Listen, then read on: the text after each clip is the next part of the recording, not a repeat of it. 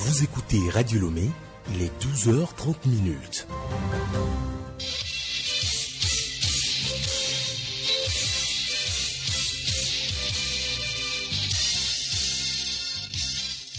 Magazine Pluriel. Étienne Nabédé. Mesdames et messieurs, bonjour, bienvenue dans ce magazine pluriel. En voici le sommaire.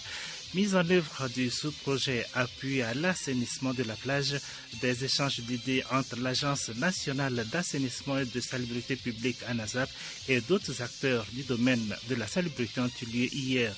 Cette initiative est conforme au projet d'investissement de la résilience des zones côtières en Afrique de l'Ouest. Agropole pilote de Kara, fin hier de l'atelier de restitution de 2 jours organisé par la Fondation sud-coréenne Simul Yundong et l'Agence de gestion, de promotion et de développement des agropoles du Togo. C'est une rencontre de partage et de restitution d'expériences avec les centres de transformation agricole de l'agropole. Au Mali, la junte et le M5 toujours à la recherche d'un compromis sur la gestion de la transition. À l'issue d'une rencontre hier, les militaires ont annoncé la mise en place d'un collège pour désigner les personnes devant diriger les organes de transition. Et tout comme la CEDEAO, le Conseil paix et sécurité de l'Union africaine continue de réclamer que la transition malienne soit dirigée par un civil. 1 an d'existence pour la boulangerie et pâtisserie Glory Bread, sa spécialité, transformer le manioc en pain. Et ceci au terme de difficultés de toutes sortes. Comment s'y prend-elle? De quels moyens dispose-t-elle? Son promoteur, Daniel Komlavi Agblevon, est notre invité ce samedi. Il nous en parle. Et les échos du palais, les sports, la revue de presse à suivre également dans ce journal.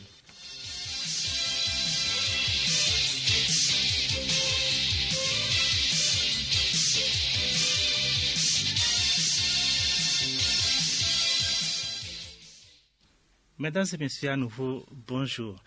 Des leaders d'opinion et autres acteurs intervenant dans le maintien de la salubrité sur nos côtes ont échangé hier à Lomé avec l'Agence nationale d'assainissement et de salubrité publique ANASAP. Il était question de rendre la plage de Lomé propre dans le cadre du sous-projet appui à l'assainissement de la plage. Les participants ont planché sur, entre autres, l'hygiène et l'assainissement, l'insécurité et l'insalubrité sur la plage et enfin sur la gestion des déchets solides. Monsieur Boba Balouki, chef du projet. La première va consister à installer les poubelles qui seront faites en matériel composite. Toute cette poubelle, nous allons acquérir une machine beach cleaner qui va nous permettre de mécaniser l'entretien de la plage de Lomé. Nous aurons aussi à construire et installer un bloc sanitaire et ce bloc sanitaire sera moderne. Il sera équipé de 5 WC, 5 urinoirs avec une cabine de gérance. Il y a aussi 2 panneaux géants de sensibilisation que nous avons projetés et qui sont heureusement réalisés et installés sur la plage de Lomé. Il y a un grand panneau qui est installé en face aussi de la brigade du littoral dans la commune Golfe 4 et un second panneau qui est installé en face de l'hôtel La Paix. L'initiative de l'ANASAP est donc conforme au projet d'investissement de la résilience des zones côtières en Afrique de l'Ouest. La commune de Koza 1 a démarré hier vendredi sa 3e session ordinaire de l'année 2020. Les travaux ont été ouverts par le maire de la dite commune, M. Bidabi Baoubadi. La session qui se tient dans un contexte marqué par la crise sanitaire liée au Covid-19 sera consacrée à la situation financière et au débat sur les orientations budgétaires de l'année 2021. Monsieur Bidabi Baoubadi, maire de la commune Koza 1. Nous sommes au mois de septembre et le budget de l'année 2020 a été exécuté à plus de la moitié. Il est question donc pour nous d'échanger sur le niveau d'exécution de ce budget, d'analyser les résultats de cette exécution et d'entrevoir les perspectives. Et les perspectives, c'est pour élaborer le budget de l'année 2021. Au-delà de cela, la session également nous donnera l'occasion de travailler sur le fichier du contribuable, le niveau de la mobilisation des recettes dépend de l'éventail et de la qualité du fichier du contribuable. Les 19 conseillers municipaux seront également formés en développement personnel. Nous retrouvons le maire de la commune Koza 1.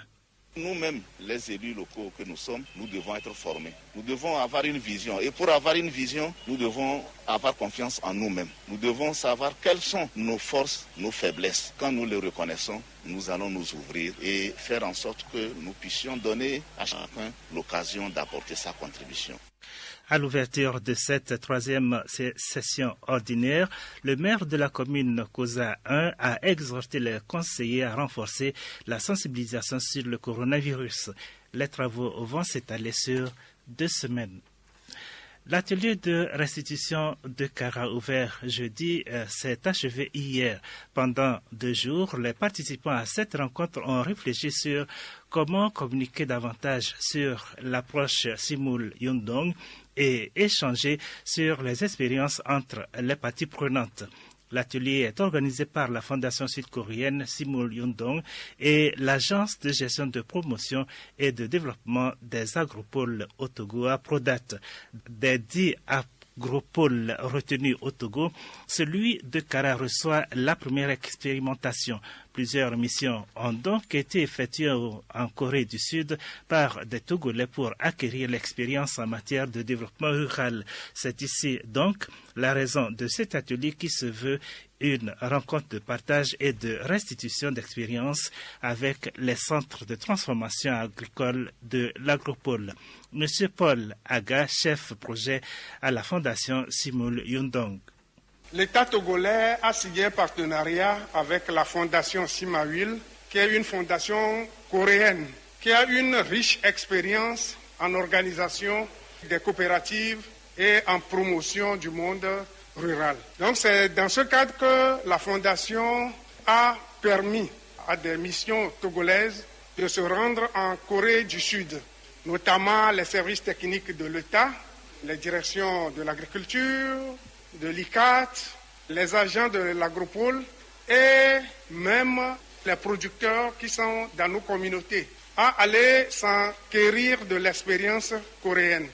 Donc, au retour de leur mission, nous avons jugé bon de regrouper tous ces acteurs pour réfléchir sur l'expérience coréenne qui est au fait basée sur un changement de mentalité pour pouvoir en discuter, pour pouvoir définir les grands acquis de cette expérience et les leçons tirées de cette expérience et voir comment reprofiler la route dans nos communautés à la base, comment nous voulons implémenter cette expérience. Paul Aga, chef projet à la Fondation Simul Yundong.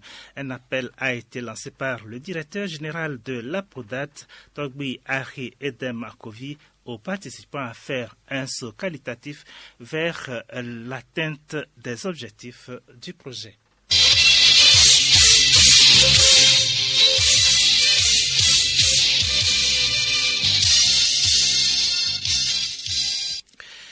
La revente de terrain, objet d'interminables conflits dans nos sociétés, la double vente de terrain devient aujourd'hui un problème récurrent qui divise, disloque et brise les familles. Cette pratique peut même entraîner ou causer la mort d'autrui. Que faire pour éviter au maximum l'acquisition d'un terrain litigieux?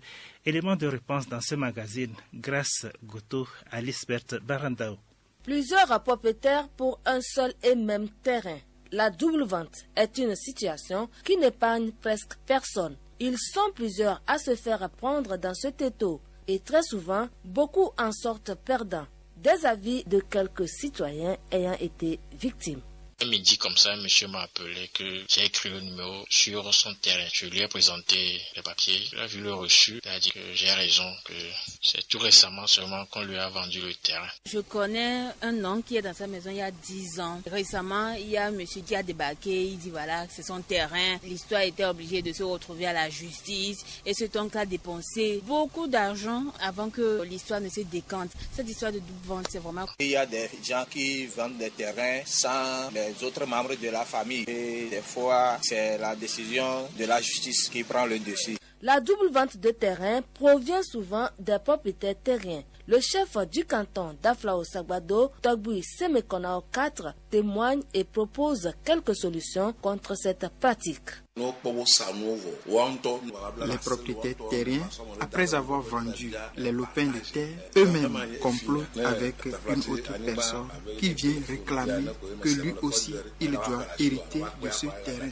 Alors, il va exiger un nouveau partage et un nouveau paiement, ce qui met en difficulté l'acquéreur qui finit par se ruiner. Cette manière d'agir est purement du vol, parce que si le terrain était un bien comme un téléphone, par exemple, et on l'emportait après vente, est-ce qu'ils peuvent réclamer encore l'objet vendu? Avec les problèmes de litige foncier, il serait souhaitable que l'État prenne en main le domaine foncier au Togo.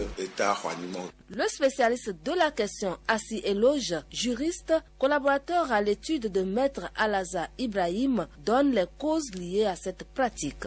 Dans les années 95-2000, les terrains coûtaient moins cher et les gens ont vendu à prix bas. Mais de nos jours, les terrains se vendent à coût de millions. Et les gens voyant cette différence entre les deux ventes, ils opèrent une double vente se disant que même si le premier acquéreur venait, il pouvait donner le reliquat de ce qu'il a vendu. Nous allons évoquer aussi l'ignorance et la négligence des acquéreurs. Que faire pour éviter d'acheter un terrain litigieux? Retrouvons Assi Eloge, le juriste. Il faut acheter un terrain immatriculé, comme l'exige le code foncier et domanial en ses articles 161 et 162. Ouais. Deuxièmement, il faut vérifier est-ce que celui qui vous vend le terrain est-il réellement le vrai propriétaire? Est-ce que le terrain qu'il vous vend est un bien individu ou c'est un bien propre à lui? Parce que si c'est un bien individu, ça veut dire que c'est un bien de la collectivité. Il fait partie de plusieurs héritiers et il faudrait d'abord effectuer un partage. Mais s'il n'est pas le seul héritier et il vend ce bien pourrait être litigé par la suite parce que les autres co-héritiers vont se lever après pour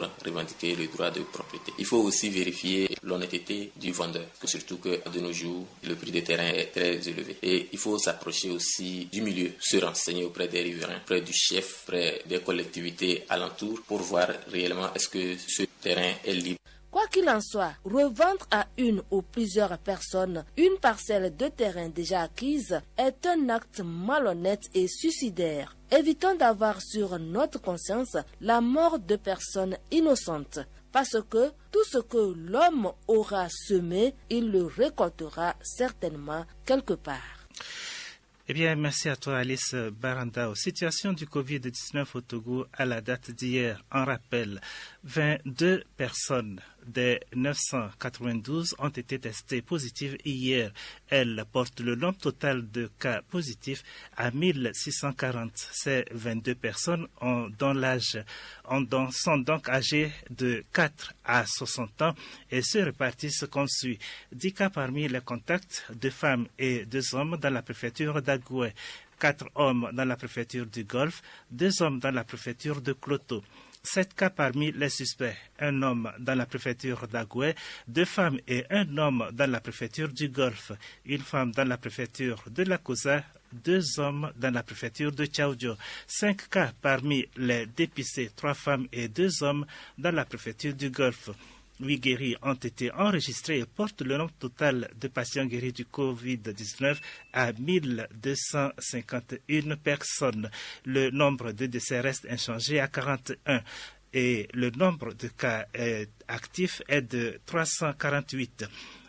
Un total de 81 514 tests de laboratoire ont été effectués sur toute l'étendue du territoire national.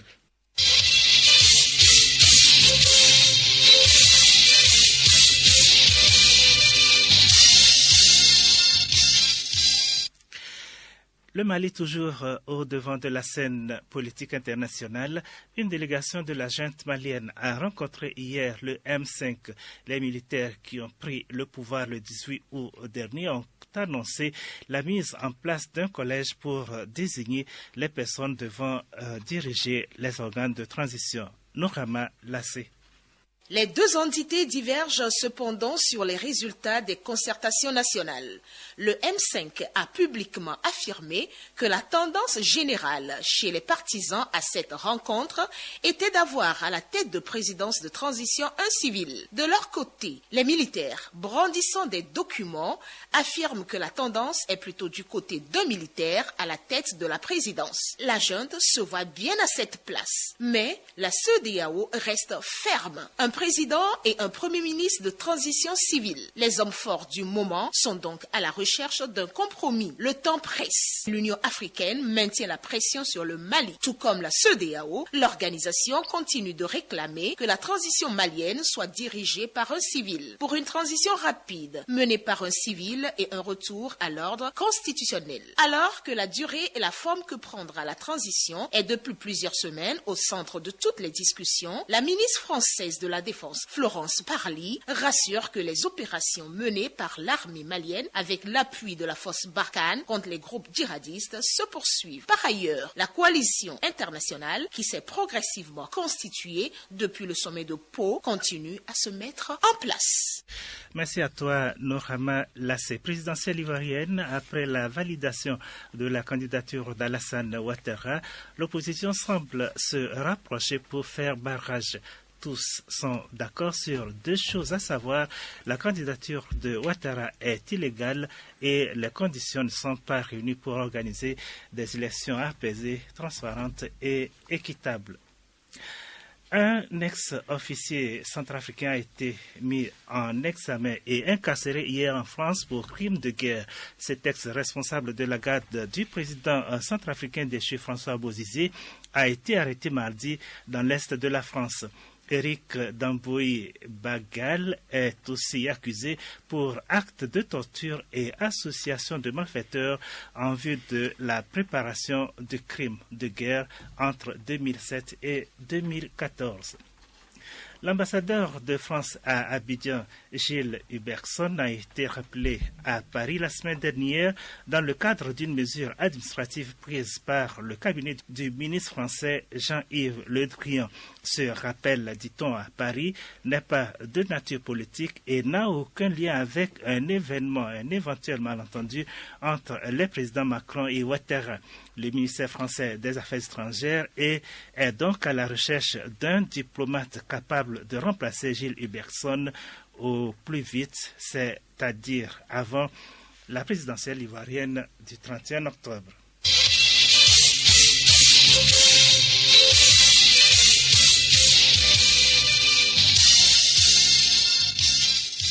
Et nous abordons la deuxième partie de ce journal magazine, du pain à base de manioc.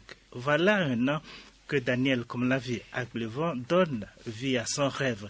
Et le 29 août dernier, la boulangerie-pâtisserie Glory Bread a célébré son premier anniversaire. La cérémonie s'est déroulée en présence du ministre de l'Agriculture, de la Production animale et halieutique Noël Koutera-Bataka. La Glory Bread, boulangerie-pâtisserie moderne, est spécialisée dans la transformation de produits locaux en pain. Au lendemain de cet anniversaire, le promoteur de l'entreprise, Daniel Komlavi Agblevan, affirme que la consommation locale est sa préoccupation majeure. Il en fait même un défi car, dit-il, elle a des retombées positives sur le pays en général et sur le monde rural en particulier. Nous recevons aujourd'hui en direct M. Daniel Komlavi Agblevan. Il est enseignant et promoteur de la boulangerie-pâtisserie Glory Bread. Monsieur Agblevan, bonjour. Bonjour. Alors, le secteur de la transformation des produits locaux connaît des avancées notables au Togo. Par exemple, le pain jusqu'ici à base de farine de blé est désormais fabriqué à partir du manioc et ceci grâce à votre savoir-faire.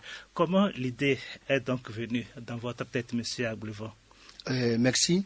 Je dirais que je suis rentré dans le monde agricole vers 2016-2017. À l'issue d'une préparation pour le master en logistique. Donc j'avais pris un thème qui est la production de l'ananas bio. Donc en faisant la culture de l'ananas bio, j'ai retrouvé des paysans qui jetaient un peu partout le manioc ou bien vendaient à vil prix le manioc. Mais après tant de labeur, 9 à 10 mois, et puis le gars va brader son champ de manioc à 5 000, 4 000. Ça m'a beaucoup écœuré. Je me suis dit, il faut qu'un jour, j'arrive à valoriser cette production-là qu'on est en train de jeter. Au prime abord, ma maman est fille boulangère. Elle est boulangère, donc plus de 50 ans. Donc je me suis dit, pourquoi ne pas tout de suite essayer d'embrasser ce métier-là. Étant fonctionnaire, je me suis dit, ok, il faut aller directement à la boulangerie. Donc grâce à Dieu, avec l'appui des amis de l'extérieur et puis la famille, on a tout fait pour avoir une boulangerie moderne, digne de ce nom. On a tous les équipements nécessaires et puis on a commencé les essais. D'abord avec la farine de manioc. D'abord on faisait cuire le manioc, mais on faisait le pain. Plusieurs tests, on a fait au moins 3-4 mois avant de se retrouver, de retrouver la formule exacte. Et disons aujourd'hui, bon, ça va, les gens commençaient par l'aimer. Donc l'idée est venue du fait que on jetait ces maniocs-là aux animaux, ou bien on le vendait à vil prix pour faire du gari qui est vendu après très cher. Donc le paysan, lui, il est perdant. Alors que le paysan doit se développer aussi. Donc mon idée, c'est bon. Voilà, et parlez-nous un peu de la transformation.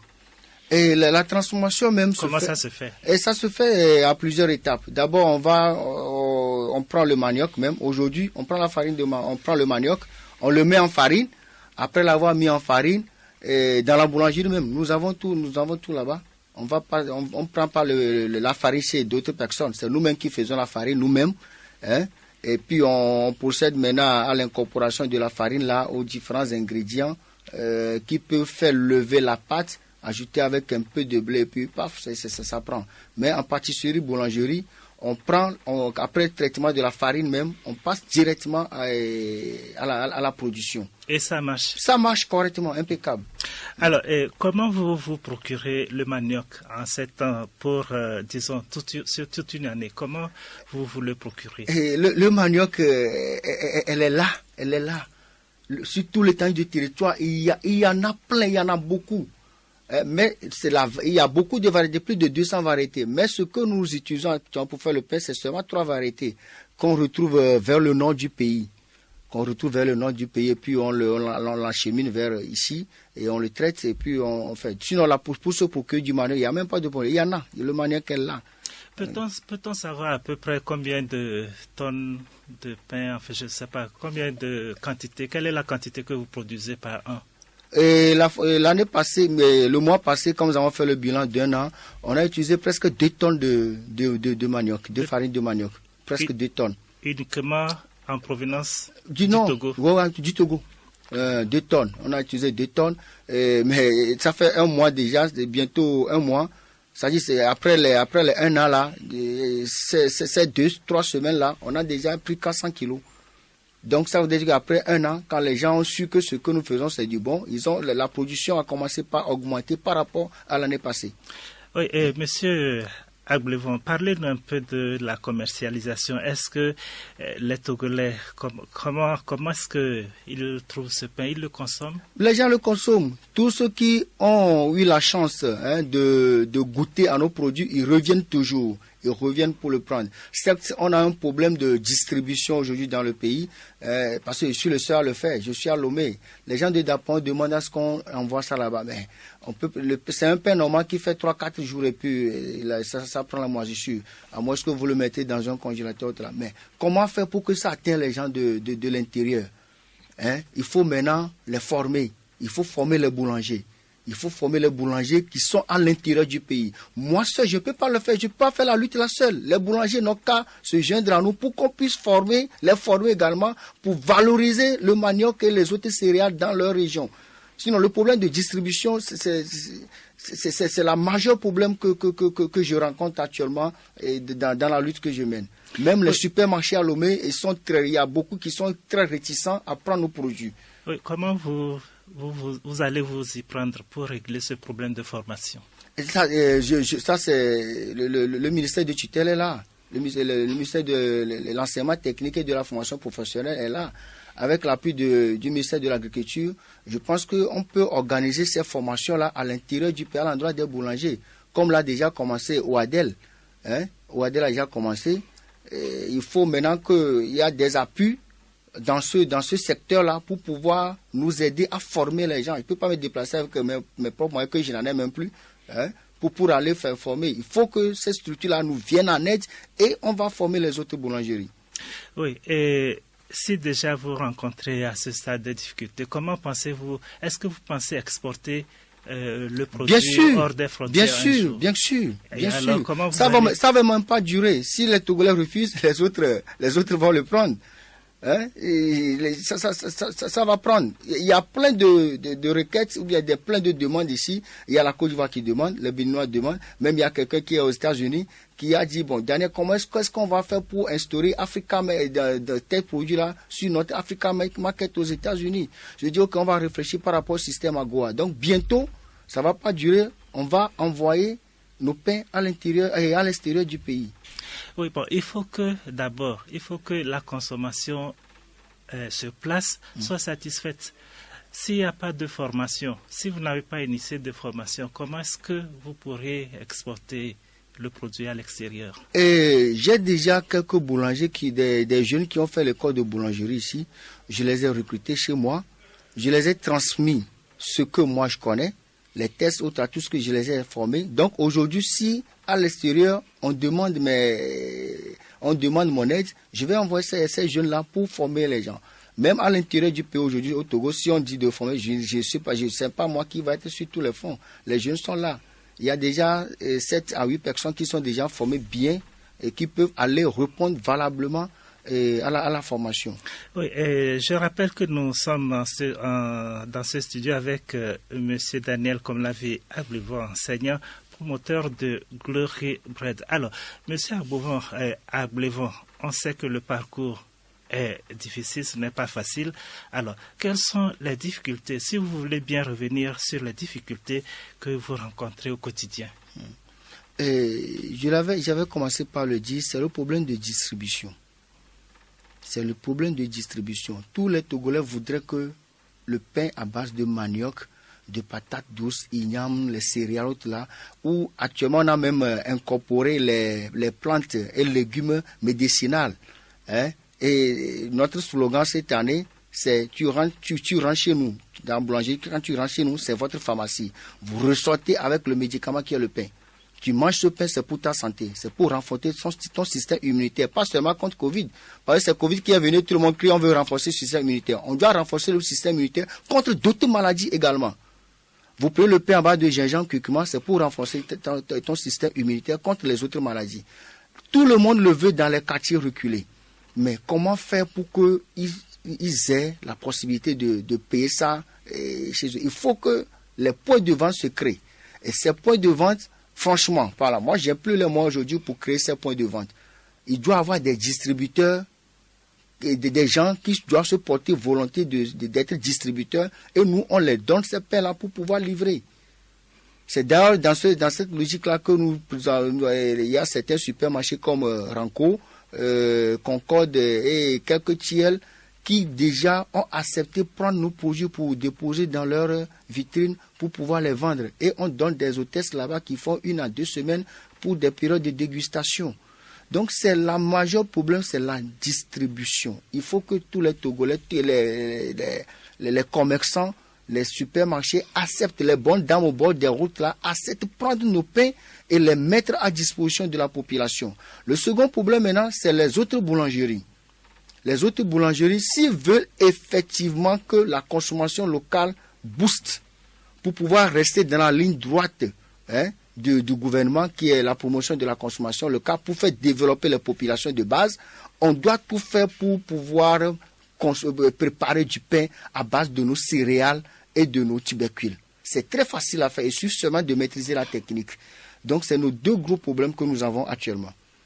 Alors, vous avez évoqué tout de suite certaines maladies que votre produit, enfin le pain à base du manioc, pouvait guérir. On peut savoir... Ouais, par exemple, le curcuma que nous mettons dans nos pains, ça permet la digestion. Le curcuma a des effets très positifs sur la peau. Le gingembre, par exemple, quand vous prenez le gingembre régulièrement, c'est un détox.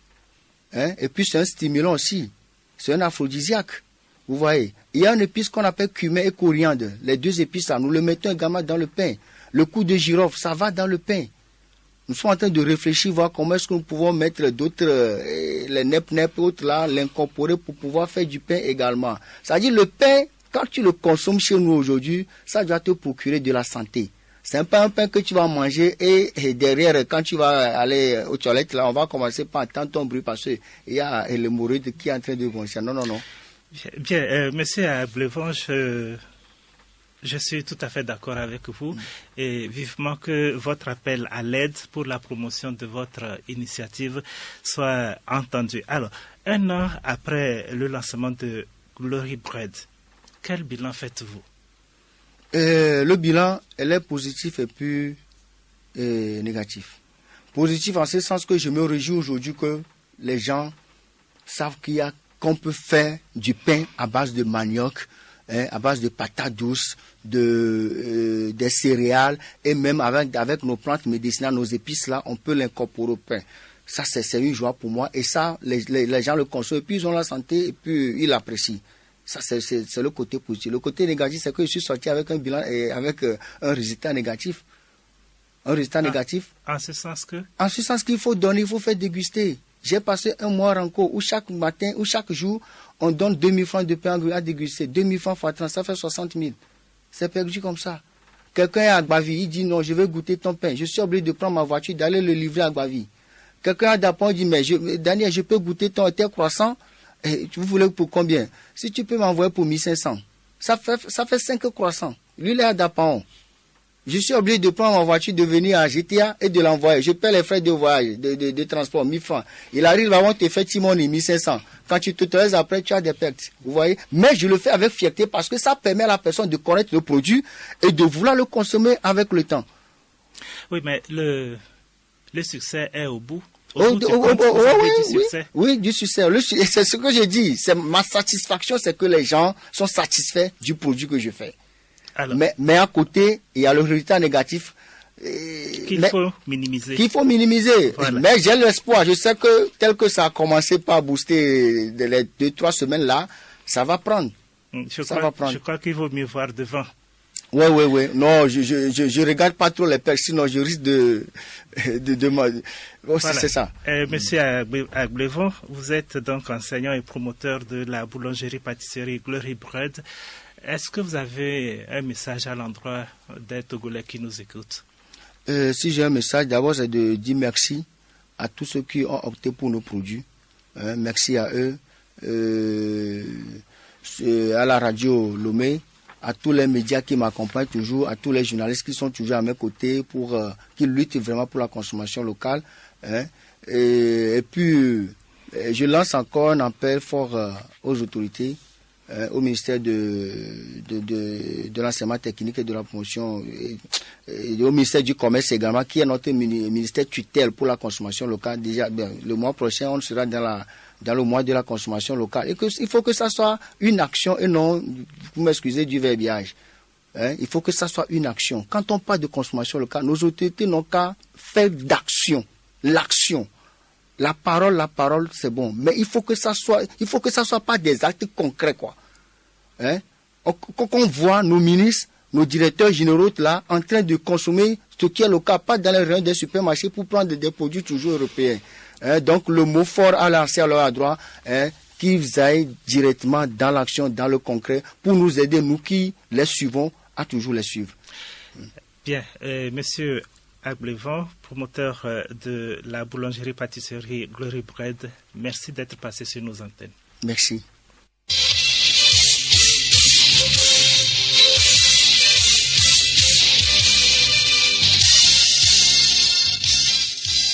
Découvrons à présent le village de Aziafo, Kopé, dans la préfecture de l'Avé. C'est une localité qui, bien qu'entourée de villages développés, peine à amorcer son développement. Plusieurs raisons expliquent donc cette situation. Les problèmes sont d'ordre éducationnel, social et économique. Gabriel Aïna s'y est rendu. Voici son reportage. Aziafo Kopé est un village de la préfecture de l'Avé à l'entrée de Amouzou Kopé. De la route nationale numéro 3, nous avons rallié le village à moto. Là, le chef, entouré de quelques collaborateurs, nous attendait. Au fond. Après la salutation, les difficultés des populations nous sont racontées respectivement par Dotu Afi et Gamliawa. Nous n'avons qu'une seule fontaine dans le village, mais des fois nous sommes obligés d'aller chercher de l'eau au barrage. C'est une eau impropre à la consommation, mais nous sommes obligés de la boire. Nous n'avons pas aussi l'électricité. C'est avec des lampes torches que nos enfants apprennent malheureusement. Certains enfants, parce que les parents n'ont pas de moyens, une fois rentrés de l'école à midi, ils sont obligés d'aller chercher du manioc et du piment pour préparer et manger avant de retourner à l'école l'après-midi. Ils ne peuvent pas réussir dans ces conditions. Outre ces difficultés, le village manque de latrines. De plus, la pauvreté ambiante et l'absence d'activités génératrices de revenus contraignent la jeunesse à l'exode rural, nous rappelle le chef du village, Togui Gamli Komlan. Plusieurs de nos enfants vont à l'école, mais malheureusement, ils s'arrêtent à mi-chemin parce que nous, parents, n'avons pas de moyens. Ce qui contraint certains parfois à quitter le village pour se chercher ailleurs. Nous n'avons pas aussi de latrines. C'est dans la brousse que nous faisons nos besoins. Or, déféquer à l'air libre est source de maladie.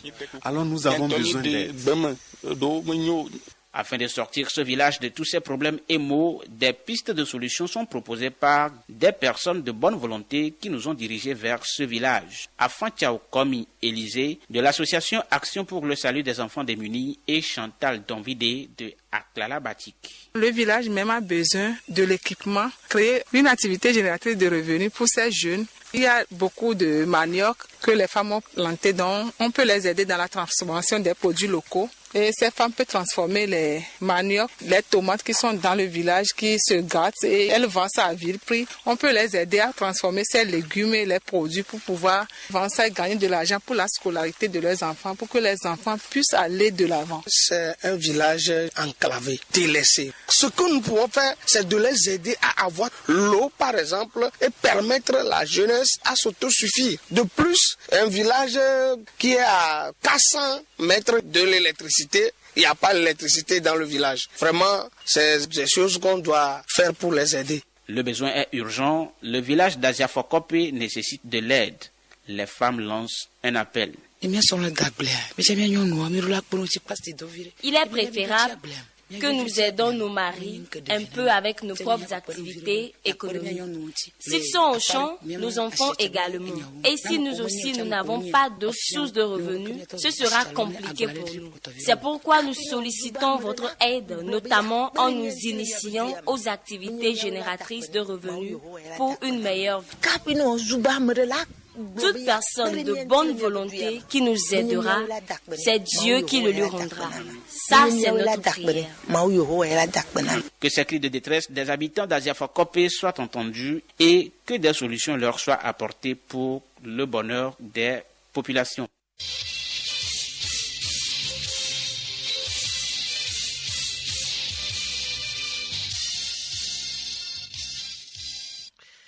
Trois individus ont été accusés de trafic international de drogue à haut risque. Ils ont été condamnés à 10 ans de réclusion criminelle par la Cour d'assises de Lomé. La réclusion criminelle désigne une peine de prison ferme prononcée à l'encontre de l'auteur d'un crime.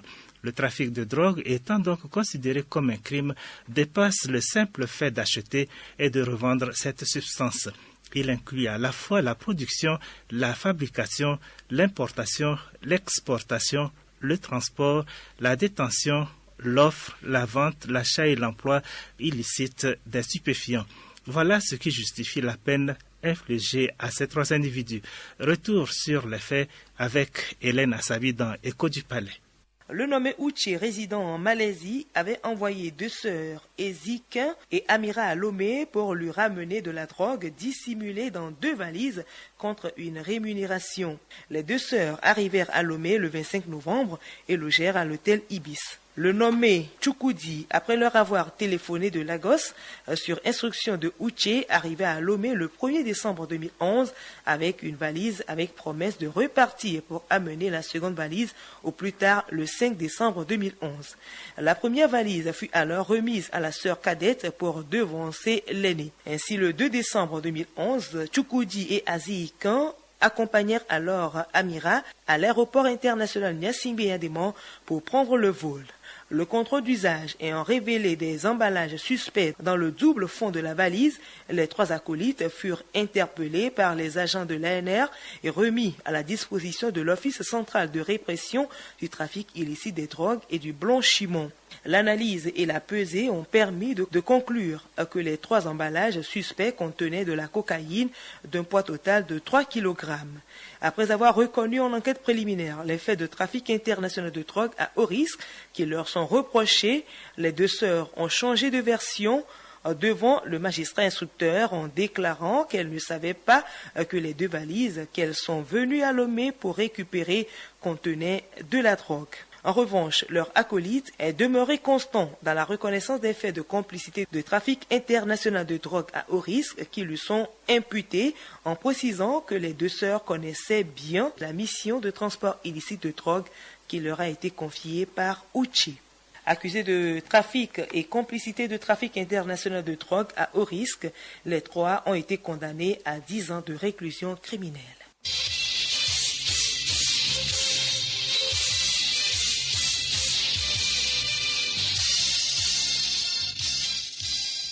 Du sport à présent et du football. La Togolaise Ouedikou Mafi, attaquante de l'AG Auxerre, a été nominée parmi les meilleures sportives de l'année. Fidèle Mawina. Tout à fait, Ouedikou a été nominée par l'agence de communication ghanéenne Women's Choice Award Africa. Ce prix est destiné à récompenser la valeur de la femme qui s'est illustrée dans un domaine donné au cours de l'année. Âgée de 25 ans, Ouedikou Mafi, ancienne d'Athleta FC, enfile but sur but à Auxerre, à Abidjan, lors de la Coupe de l'UFOA des dames en 2018. Elle avait été élue meilleure joueur du match Togo-Sénégal. Mafi aura besoin du vote de tous pour être lauréate. La World Rugby veut accélérer la féminisation du métier d'entraîneur. Pour accélérer le processus, l'instance dirigeante du rugby offre un tremplin à d'ex internationales qui intégreront une sélection comme stagiaires lors du Mondial 2021 en Nouvelle-Zélande. La World Rugby a dévoilé hier le nom des 6 premières participantes. Il s'agit entre autres de Céline Alemat, ancienne arrière-ailière du 15 de France, l'anglaise Amy Turner, l'américaine Kate Daly, la canadienne Maria Gallo et la néerlandaise Inge Wissen. Athlétisme pour clore cette page des sports, le président de la Fédération internationale d'athlétisme, Lamine Diack, est condamné à 4 ans de prison, dont 2 avec sursis, pour son implication dans un réseau de corruption voué à cacher des cas de dopage en Russie. Le Sénégalais de 87 ans a été reconnu coupable de corruption active et passive et d'abus de confiance et devra par ailleurs s'acquitter d'une amende maximale de 500 000 €.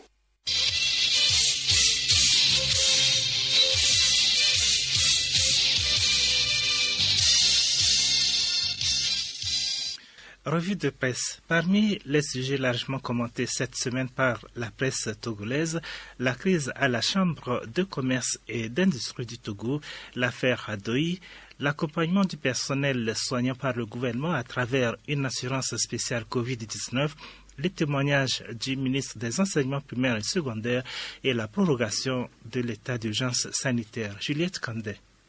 L'état d'urgence sanitaire, le gouvernement acquiert encore 6 mois pour légiférer par ordonnance, relève l'hebdomadaire Ouara les vainqueurs. 180 jours pour protéger davantage les patriotes, protéger leur emploi, leur pouvoir d'emploi, sauvegarder le parcours scolaire des enfants, selon le Premier ministre, souligne le journal dans ses colonnes. La pandémie semble reprendre du poil de la bête. Il reste donc beaucoup de choses à faire pour maîtriser définitivement la propagation de la pandémie au Togo, C'est dans cette dynamique que le gouvernement a introduit un projet de loi à l'Assemblée nationale l'autorisant à proroger pour 6 mois l'état d'urgence, justifie Togo Matin de son côté. Chronique de la semaine va plus loin et pose la question de savoir si les 6 mois serviront encore à seulement édicter les mesures sans vraiment poser des actes pour ramener de l'ordre. Puisque, fait remarquer le journal, l'inquiétude suscitée par la pandémie aux premières heures de son apparition dans le pays a au fil du temps fait place à un laxisme, dispositif de lavage de mains devenant encombrant dans les marchés et dans les services administratifs. Si le savon n'y manque pas, c'est l'eau qui manque ou parfois ni l'eau ni le savon n'est disponible, souligne le journal. Et puis justement cette semaine, le ministre des Enseignements primaires et secondaires a confirmé des rumeurs qui circulaient sur son infection au coronavirus. Témoignage épatant, le ministre Atchadedi Afo confirme l'existence de la maladie à coronavirus. Vivement d'autres, titre l'Union pour la patrie. Enfin, un témoignage vif, poignant et percutant d'un haut cadre qui a contracté le virus du SARS-CoV-2 avant d'en guérir. Si certains Togolais sont toujours dubitatifs sur l'existence du coronavirus tout près d'eux, le ministre vient dissiper leur scepticisme en avouant avec courage son expérience. Écrit Chronique de la semaine. Pour poursuivre avec la crise sanitaire, il faut relever qu'une assurance spéciale couvre désormais le personnel de la santé contre la Covid-19. Comme le reconnaît le gouvernement, les efforts de guerre fournis par le personnel de la santé méritent que ces derniers soient cités en exemple dans le contexte de la lutte contre la pandémie de Covid-19, puisqu'ils sont en première ligne de cette lutte et que la maladie se communautarise, les livrant à plus de risques. Le gouvernement a donc décidé de souscrire une assurance maladie spéciale à leur endroit, souligne l'hebdomadaire Le Médium. Le contrat d'essai et incapacité temporaire de travail suite à la maladie du coronavirus est la mesure mise en place pour le personnel soignant, un dispositif qui couvrira tous les agents travaillant dans les centres de santé publics sans distinction, précise Nouvelle Opinion. Le limogeage de M. Adoyi et Soavana est encore revenu dans les journaux parus cette semaine. Ainsi, pour le journal La Montagne, ce limogeage est un signal fort lancé par le chef de l'État aux indisciplinés de son équipe. Le journal est revenu sur les prétendues raisons de cette éviction qui pour certains n'est rien d'autre que le mariage grandiose de son fils, en pleine crise sanitaire, et pour d'autres de présumés scandales financiers. Mais plus loin, le journal conclura: dans un pays où tout se déroule dans l'opacité totale et où le maître suprême est très avare en communication, on ne saura jamais les raisons de ce limogeage qui peut cacher beaucoup de choses plus profondes qu'elles ne paraissent. Le Courrier de la République pense pour sa part qu'il y a des leçons à tirer dans cette affaire de limogeage, dans la mesure où l'ex-commissaire des impôts n'aura pas été viré pour faute professionnelle. Ce dernier accepte de jouer au cobaye pour que les autres qui avaient les mêmes envies puissent les freiner le temps de cette crise sanitaire avec toutes les restrictions qu'elle impose. Concernant la crise à la Chambre de commerce et d'industrie du Togo, Courrier de la République publie un entretien avec le président de l'Association togolaise des opérateurs économiques, M. Tchende Ouiao, qui explique dans l'interview que cette crise a ses racines dans le refus l'année dernière du président de la Chambre de commerce et d'industrie de Togo, M. Meba, de délivrer à certains opérateurs économiques des cartes professionnelles, cartes qu'ils ont pu obtenir grâce à l'intervention du ministre du Commerce. Une vingtaine de quittances ayant été livrées sur 80. Même dans le cadre d'une élection, un dictateur ne peut refuser de délivrer les cartes d'électeurs aux habitants d'une localité sous prétexte que cette région est le fief de l'opposition, s'indigne M. Tchende Ouiao dans cet entretien, qui a aussi affirmé que l'affaire est au tribunal. Sur la même affaire, c'est également dans un entretien avec Jonathan Fiao, ancien président de la CCIT, que le médium a abordé le sujet, étant donné que celui-ci avait été désigné par certains confrères comme étant le véritable instigateur de la crise. Je ne suis pas candidat aux prochaines élections consulaires. Je suis totalement étranger au processus en cours. Je ne suis pas inscrit sur une liste électorale, condition pour être élu, a confié l'ancien président de la CCIT à ce journal.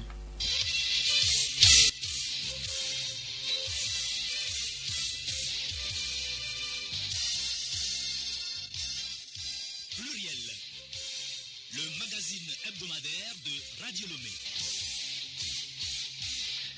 Mesdames et messieurs, merci de nous rester fidèles. Merci d'avoir suivi ce magazine pluriel, c'est la fin.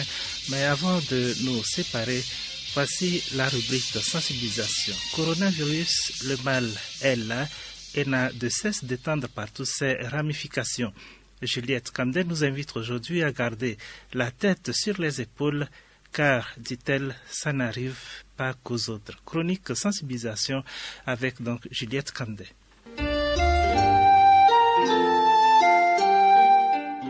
Le ministre des Enseignements primaires et secondaires, dans son intervention après s'être remis de la Covid-19, nous explique tout pour faire prendre conscience aux corona-sceptiques. Ceux-là même pour qui la maladie jusqu'alors n'existe pas ou ne sévit que chez les Blancs. Après avoir énuméré les premiers symptômes ressentis dans son cas, M. Afo Acha Deji parle aujourd'hui de son admission à l'hôpital et de la gestion des cas contacts dans son entourage. Dès que le résultat est tombé, le colonel me l'a communiqué et il m'a dit il faut qu'il m'amène au CHU. J'ai fait mon sac, j'ai appelé ma femme qui m'a accompagné à l'hôpital au CHU Campus.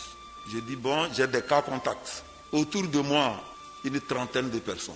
Il faut que leur prélève pour voir s'ils ne sont pas infectés. C'est comme ça que ce vendredi, les 30 personnes ont été prélevées. Et le lendemain, samedi matin, les résultats tombent. Il y a ma femme, il y a ma fille, il y a mon petit-fils surtout qui a 8 mois. Il y a mon escorte, la nièce à ma femme. Ça fait belle équipe. C'est comme ça que nous sommes tous retrouvés ensemble à l'hôpital. Le traitement a commencé. Ça n'a pas été facile. La première personne à qui j'ai pensé, c'est mon petit-fils de 8 mois. J'ai dit voilà un petit innocent. Après, c'est ma fille. Les deux là, ça m'a fait beaucoup mal. Ma famille n'a pas fait la maladie, à part le goût qui perdait l'odorat. Mais moi, j'ai eu des symptômes très, très, très difficiles. J'ai toussé beaucoup. J'ai beaucoup toussé. J'ai pris même un sirop depuis 3-4 jours que moi-même je me suis prescrit. Je n'ai pas demandé à un médecin.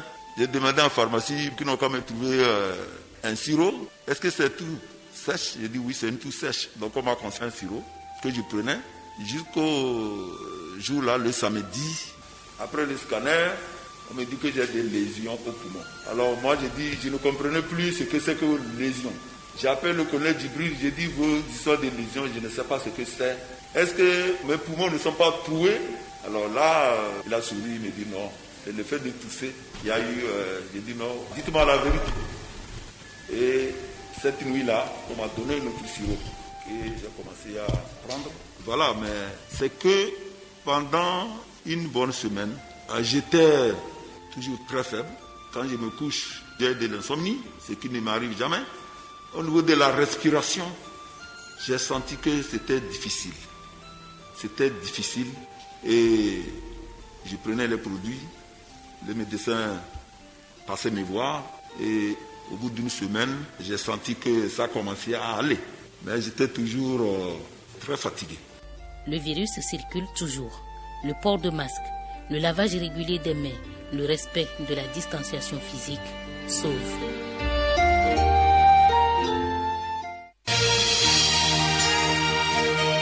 Radio Lomé, boîte postale 434, email radiolomé@radiolomé.tg.